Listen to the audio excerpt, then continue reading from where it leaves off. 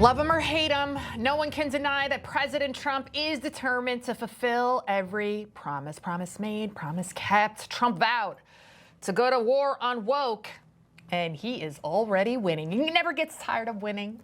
Government programs on gender and diversity have been dismantled. Their websites now page not found. Federal employees can also no longer use their pronouns in their signatures. Plus, no more X on official documents like your passports as your gender. But most importantly, Trump is saving lives by making DEI die. Trump signed an executive order directing that children will no longer be chemically castrated and surgically mutilated using federal tax dollars. And hospitals that continue this barbaric child abuse will also lose federal funding. Any hospital or healthcare provider that participates in the chemical or physical mutilation of minor youth will no longer meet federal health and safety standards for Medicaid and Medicare, and will be terminated from the program immediately. Trump also immediately signed into law the Laken Riley Act, named after the Georgia nursing student who was murdered and raped by an illegal alien.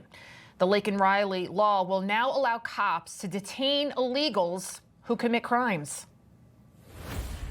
We also want to thank President Trump for the promises he made to us. He said he would secure our borders and that he would never forget about Laken.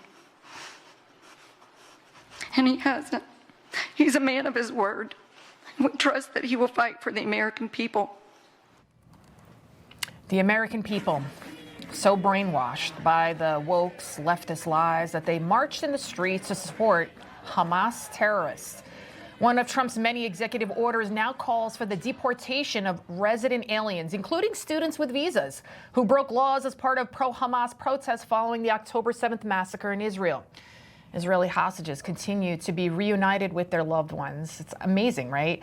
After Trump simply threatened that there would be, quote, hell to pay if they weren't released. Where was Joe Biden for 15 months, huh? 6 Americans held hostage in Venezuela also now free after Trump's special envoy, Rick Grenell, visited Maduro. Grenell also focused on ensuring that 400 members of the brutal Tren de Aragua prison gang in U.S. custody will now be returned back to Venezuela. They got to take them back. And rather than applaud Trump for everything he's accomplished in, less than 2 weeks? Here's what MSDNC is saying. On a fascism scale of 1 to 10, with 10 being peak fascism, how would you rate Trump's first week? Delta smelt. Look, he just says anything that he wants to say. How many stories I have to read that the Delta smelt has nothing to do with this? But he's just going to keep plowing through, okay? And what we have to learn as Democrats, just let him punch himself out. You saw that look on her face, so smug. And notice not even James Carville, who's probably more left than Bernie Sanders. He wouldn't even take the bait on that one. Trump isn't a fascist. Trump is the greatest Democratic leader in modern history at this point, right? This is what the people voted for. He is fulfilling a mandate given to him by 77 million Americans. But, what else do you expect from MSDNC? The network is still doing the bidding of the Democrat Party, clearly hell-bent on stoking fear, division, violence. Here's Minority Leader Hakeem Jeffries' response to Trump's agenda. We are going to fight it. Legislatively, we are going to fight it in the courts. In the streets, Jeffries? Is he saying he wants more rioting? What, the Summer of Love, those BLM riots? Yeah, they were so peaceful. They weren't enough for you, Hakeem Jeffries? Billions of dollars in damages, lives lost, and of course, barely any arrests. That's your solution to Trump trying to restore common sense back into our nation? A nation your feckless leader, Joe Biden, almost destroyed with his open border policy. But now, as we speak, at this very moment, I guarantee you, ICE is finally being allowed to do its job, their raids all over the country, enforcing the law, right? And arrest illegal aliens. Listen, sure, some illegals are worse than others, and some are violent, and some maybe aren't, but they're all criminals. Yes, I know this is kind of groundbreaking for the Democrats, but if you break the law, you are a criminal. But don't tell that to MSDNC's Joy Reid, who said this about the raids with New York Attorney General Tish James. Also, I mean, as I said, performative. I mean, I want to show you an image of Kristi Noem, who was just confirmed, the former governor was confirmed as a Department of Homeland Security. I mean, it's as she's cosplaying. It's almost a game where she seems to be cosplaying, because I'm not sure what she thinks that she's portraying here. She might as well be at Comic-Con looking like this. And it feels like the attempt, as you said, is to instill fear, not really to enforce the law. Why is she even talking about the law with Tish James anyway? This is a person who weaponized the law to go after Trump, and she failed miserably. Oh, and remember this infamous chant by Tish James? And so we've got to stand up to the federal government. We've got to stand up to bullies. We've got to stand up to an administration which is too male, too pale, and too stale.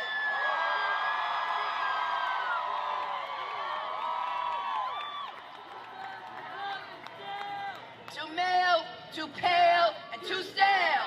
Too male, too pale, and too stale. Can you believe this woman still has her job? It's unbelievable. She's more woke than Hunter after a night at the strip clubs. But I digress. ICE agents are arresting hundreds of illegals every single day, many of them violent, vile individuals, which means that the Biden regime knew exactly where these criminals were this entire time. Yet here's how Hollywood is responding. Just wanted to say that I'm so sorry. All my people are getting attacked. The children. I don't understand. I'm so sorry. I wish I could do something, but I can't.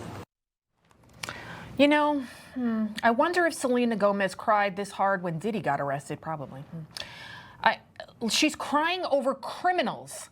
Selena, where were all your tears for the victims of illegals, many of whom are Hispanic? Jocelyn Nangare, to name a few. I mean, look at that. Laken Riley. I mean, the list goes on and on. These are your people. These are young women. Where are your tears for them? Here's the hard truth, folks. After everything Trump and his team has done in just the last 2 weeks alone, there shouldn't be a doubt in any sane mind that Trump was the only man for this job. And thank God, we have a president who is finally putting Americans first.